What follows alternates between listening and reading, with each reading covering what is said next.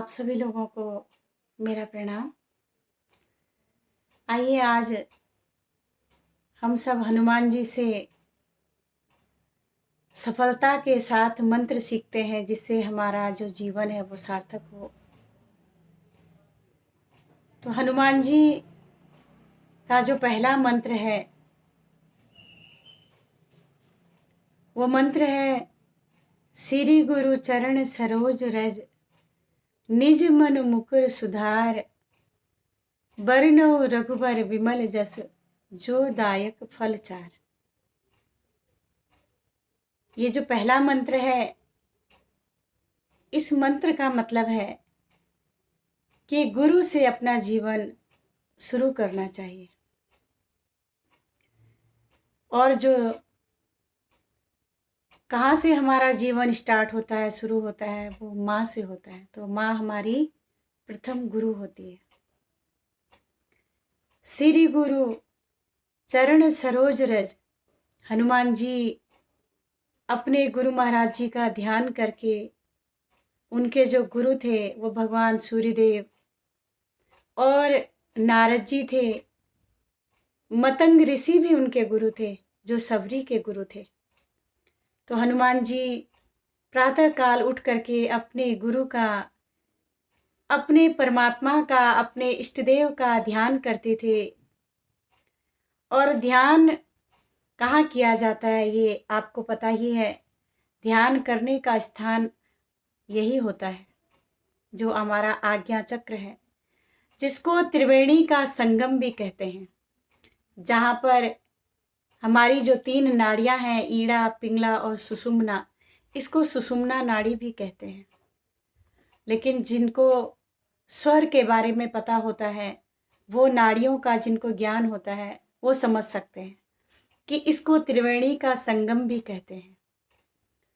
तो यहाँ पर हनुमान जी अपने इष्ट देव का ध्यान करते हैं और गुरु के चरणों का रज, उससे अपने हृदय, अपने मन को, जो धूल जमा हुआ जो मन है, उस मन को साफ करके और वह ईश्वर का ध्यान और उनका गुणानुवाद गाते हैं।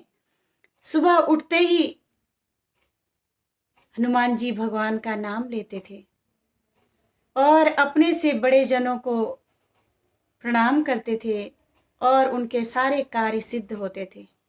तो जो पहला मंत्र है वो यही है कि हम अपनी जो शुरुआत करते हैं, अपनी ज़िंदगी की शुरुआत, जो भी हम कार्य करने के लिए जाते हैं, हम चाहे पढ़ाई करते हों, चाहे अपनी ड्यूटी जाते हों, जॉब करते हों, कोई इंटरव्यू के लिए, कोई नया काम करने के लिए जाते हैं, तो अपने इष्ट देव का ध्यान करके, चिंतन करके हमें निकलना चाहिए।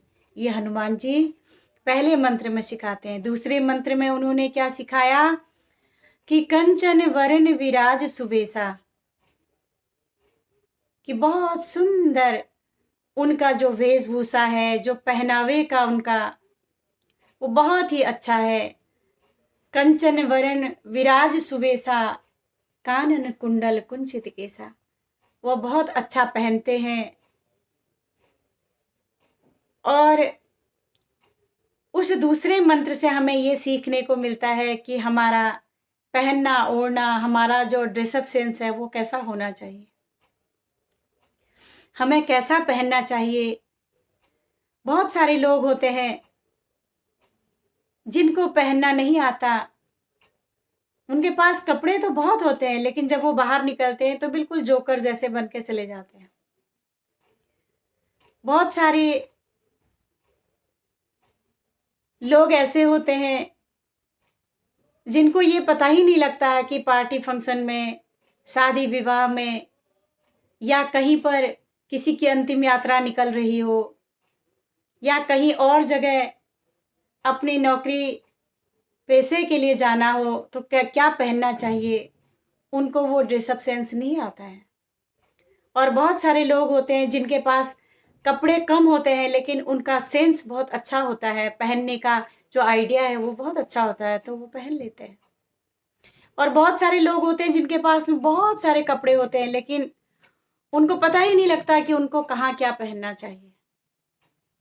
और बहुत ऐसे होते हैं कि जिसने जो पहना है मैं भी वो पहनूं तो मैं भी अच्छी लगूं, लेकिन ऐसा नहीं होता है कि जिसने जो पहना है हम पहनेंगे वो भी अच्छा लगेगा। किस जगह पर क्या पहनना चाहिए ये सेंस होना बहुत जरूरी होता है कि कौन सा पहनावा कहाँ हमें उचित है कहाँ अनुचित है, ये हनुमान जी बता रहे हैं। तीसरा जो मंत्र है, विद्यावान गुणी अति चातुर। हनुमान जी क्या हैं? विद्यावान हैं, गुणी हैं और भगवान के कार्य करने के लिए बड़े चतुर हैं, अति चतुर हैं। तो इससे हमें क्या सीखने को मिलता है कि सिर्फ डिग्री काम नहीं आती है। जो धनी व्यक्ति होता है उसे धनवान कहते हैं, जो बहुत ताकतवर होता है, शक्तिशाली होता है, उसे हम शक्तिवान कहते हैं। जिसके अंदर सहनशीलता होती है उसको हम धैर्यवान कहते हैं। तो हनुमान जी को क्या बोला? विद्यावान। विद्यावान है क्योंकि इस संसार के अंदर वही विद्यावान है जिसके अंदर झुकने की ताकत है, क्योंकि झुकते वही हैं जिनमें जान होती है। अकड़े रहना तो मुर्दे की पहचान होती है, ये आप लोग सुनते आ रहे हो।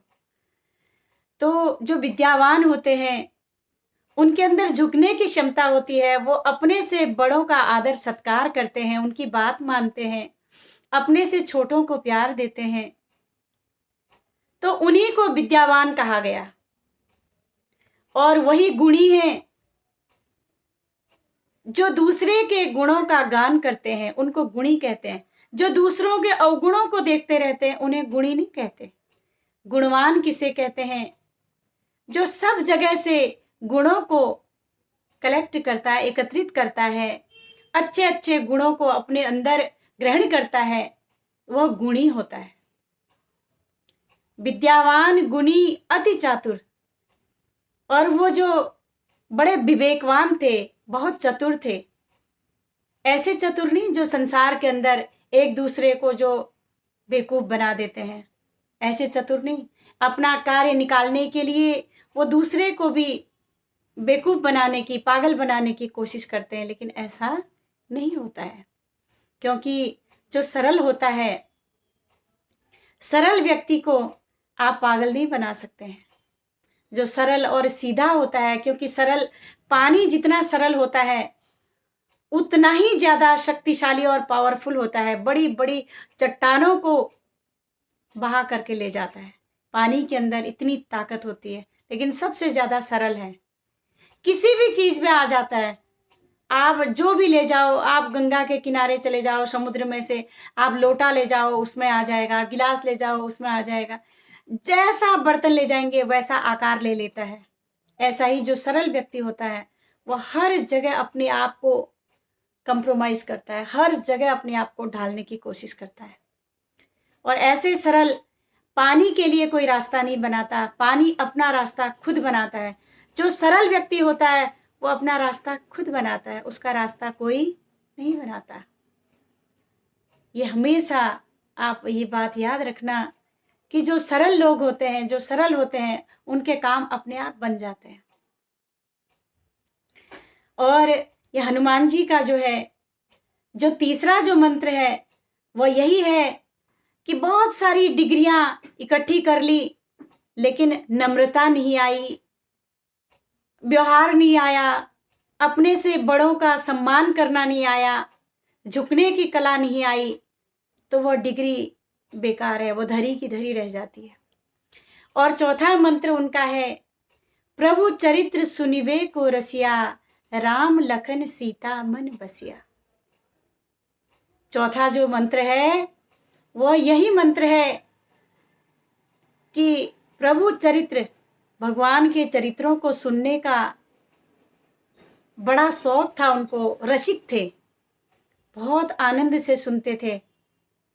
जहां कोई भगवान की चर्चा करता, हनुमान जी सबसे पहले चले जाते और सबसे लास्ट में सुन करके चले जाते थे। तो उनका कहना ये है कि रसिक बनना चाहिए, सुनने की सामर्थ्य होनी चाहिए। जैसे आजकल बहुत सारे लोग होते हैं, वो जब संतों से ज्ञान मांगने के लिए जाते हैं, शांति के लिए जाते हैं कि हमें शांति चाहिए, घर परिवार के अंदर सुख समृद्धि कैसे मिलेगी, कैसे सुख शांति आएगी, वो जाते हैं और महान पुरुषों के पास जाते हैं। लेकिन वहां जा करके वो अपना पोटला खोल देते हैं, अपनी दुनिया भर की सुनाने लग जाते हैं, चाहे उसमें भगवान का नाम कहीं भी ना हो, वो अपना सुनाएंगे और टाइम भी खत्म हो जाता है और सब सुना करके वो वापस घर आ जाते हैं। उनकी नहीं सुनते, अपनी ही सुना के आ जाते हैं। बहुत सारे लोगों की ऐसी आदत होती है कि वो सुनते नहीं हैं, वो सुनाते ही रहते हैं। लेकिन यहाँ पर भगवान कहते हैं, हनुमान जी कहते हैं, सबसे बड़ा गुण है सुनना। जो सुनता है वही कुछ बनता है, जो सुनते ही नहीं वो कभी कुछ बनते ही नहीं। और जो उनका 5वां मंत्र है, सूक्ष्म रूप धरि सियहि दिखावा, बिकट रूप धरि लंक जरावा। हनुमान जी का जो ये 5वां मंत्र है, उस मंत्र से ये सीखने को मिलता है कि कहाँ पर कैसा व्यवहार करना चाहिए, कहाँ क्या कैसे। क्योंकि हनुमान जी लंका में जब प्रवेश हुए तो छोटे से सूक्ष्म रूप, लघु रूप धर करके, सूक्ष्म रूप धर करके चले गए। और जहां पर लंका जलानी थी वहां पर उन्होंने बहुत बड़ा विकट रूप, विकराल रूप धारण कर लिया और सारी लंका को जला दिया। तो इसी प्रकार से हमको कहाँ क्या बोलना है, कैसे कहाँ क्या व्यवहार करना है। क्योंकि बहुत सारे लोग होते हैं, बहुत कुछ बोल जाते हैं। क्योंकि जो जीव है, कहते हैं कि एक वचन इतना घाव कर जाता है। कहते हैं जब जीव में कोई घाव हो जाता है तो सबसे जल्दी पूरा होता है, लेकिन जीव का दिया हुआ जो घाव होता है वो कभी पूरा नहीं होता है। यानी जीव का दिया हुआ जो घाव, वो वचन, वो कभी नहीं भरते। इसीलिए कभी भी कटु वचन नहीं बोलना चाहिए, अच्छा बोलना चाहिए। क्योंकि जीव तो कुछ बोल करके अंदर घुस जाती है और जूते टन करके सिर में लग जाते हैं। तो ऐसा कभी नहीं बोलना चाहिए जिससे सिर पर जूते पड़े या लोगों की ओर सुननी पड़े। तो अच्छा बोलना चाहिए, मधुर बोलो, सच बोलो, अच्छा बोलो। कभी किसी के साथ ऐसा मत बोलो जिससे दुखों का सामना करना पड़े। आप लोगों को पता ही है कि बुरा बोलने से, इतना सा तो बोला था द्रौपदी ने कि अंधे की संतान अंधी होती है। कितना बड़ा महाभारत, लाशें भिज गई, सब कुछ खत्म हो गया, क्या मिला? कुछ भी नहीं। तो वहां से भी सीखने को मिलता है। और यहाँ सीखने को मिलता है कि भगवान हनुमान जी जो है, जहां जहां जैसे जाना होता है वो वैसा वो काम कर लेते हैं। वहां छोटा बन करके जाना था तो छोटे बन गए, वहां बड़ा बनना था तो वहां बड़े बन गए। तो ये हमें आना चाहिए। और जो उनका जो 6वां मंत्र है, तुमरो मंत्र विभीषण माना, लंकेश्वर भय सब जग जाना। तुमरो मंत्र, ऐसा क्या मंत्र दे दिया उन्होंने, हनुमान जी ने विभीषण जी को, कि वो लंकेश्वर बन गए। कुछ तो सिखाया होगा। इसका मतलब है कि अच्छे सलाहकार बने। जब भी किसी को सलाह दें तो उसको अच्छी सलाह दें, ताकि उनका जीवन, उनके कर्म भी बदल जाएं, वो अच्छे बने। अपने मित्र को, अपने साथी को, अपने परिवार में अपने से बड़े छोटे जिसको आप दे सकते हैं अच्छी सलाह, अगर आती है तो अच्छी देनी चाहिए, अगर नहीं आती तो चुप रहने में भी बहुत बड़ा फायदा है। और जो 7वां मंत्र है, 7वां मंत्र जो है, प्रभु मुद्रिका मेली मुख माही, जलधि लाग गए अचरज नाही। इस मंत्र का जो मतलब है वो ये है कि आत्मविश्वास की कमी नहीं होना। आत्मविश्वास था तभी तो इतना बड़ा समुद्र लांघ दिया उन्होंने। क्योंकि उनको पता था, जब उनको कहा कि ये काम ये कर पाएंगे, आप ये काम कर सकते हो। क्यों कर सकते हैं? क्योंकि आप पवन पुत्र हनुमान हैं। आप वीर बजरंगी हैं, आपके अंदर वो ताकत है, आप वो कर सकते हैं। ऐसे ही अगर हम और आप भी अपने अंदर अपनी विल पावर को, अपना आत्मबल अगर बढ़ाना है, तो हम ये सोचें कि हम भी उस परम पिता परमात्मा की संतान हैं। हमारा पिता दुनिया का पिता है, वो सब कुछ कर सकते हैं, तो हम उनके बच्चे क्यों नहीं कर सकते? क्योंकि शेर जो है, शेर की संतान शेर होती है, भेड़ की संतान भेड़ होती है। तो हम भगवान की संतान हैं, तो हम भी वो कार्य कर सकते हैं। हमारे लिए कोई चीज इम्पॉसिबल नहीं है, हम सब कुछ कर सकते हैं। और मैं ये कर सकता हूं, ये एक स्टूडेंट के अंदर, एक विद्यार्थी के अंदर, और हम सभी के अंदर ये चीज होनी चाहिए। क्योंकि आप देखिए, जब एक फौज में एक सिपाही जाता है, तो कितना बड़ा कॉन्फिडेंस होता है, कितना बड़ा आत्मविश्वास होता है कि मैं जो है दुश्मनों को मार गिराऊंगा, और मैं ये कर सकता हूं, मैं अपनी जान भी दे सकता हूं, और मैं अपने देश की रक्षा कर सकता हूं। एक डॉक्टर होता है, वो ऑपरेशन करते हैं, उनके अंदर भी ये होता है कि मैं ये कर सकता हूं। ऑपरेशन करना भी कोई छोटी बात नहीं होती है। इसी प्रकार जो विद्यार्थी होते हैं, उन्हें भी मन में ये होना चाहिए कि मैं ये कर सकता हूँ। जब हमारे अंदर ये आत्मविश्वास होगा कि हम कर सकते हैं, हम परमपिता परमात्मा की संतान हैं, हमारा पिता सब कुछ कर सकता है, तो हम क्यों नहीं कर सकते हैं? तो ऐसा विश्वास जब हमारे अंदर होगा, ये विश्वास कहाँ से आएगा?